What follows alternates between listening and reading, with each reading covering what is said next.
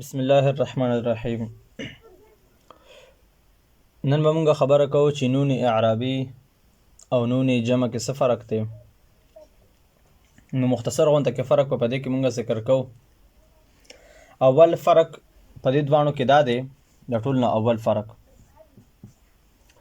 چې نون اعرابي دا مکسور او مفتوح دوانه راځي.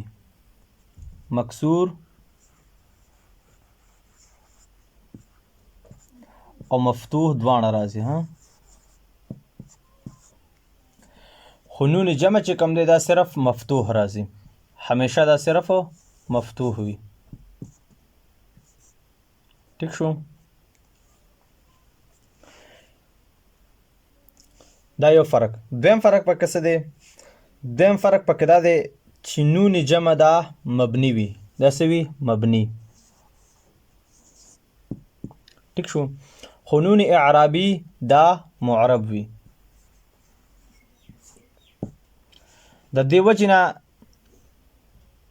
دا په حالت جزمي او حالت نسبي کې دا حذف کېږي چې دا معرب دی. ټیک شو؟ دا دویم فرق. دریم فرق پکې څه دی؟ دریم فرق دا دی چې د نون اعرابي نه مخکې حرف علت وي، خو د نون جمع نه مخکې حرف علت نه وي. د دې نه مخکې حرف علت. ٹھیک شو؟ خو د نون جمع نه مخکې حرف علت نه وي. دا درې فرقونه شو.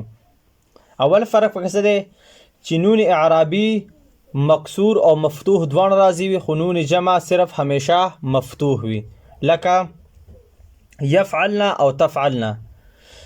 بل دویم فرق پکې دی چې نون اعرابي دا معرب وي او نون جمع دا مبني وي.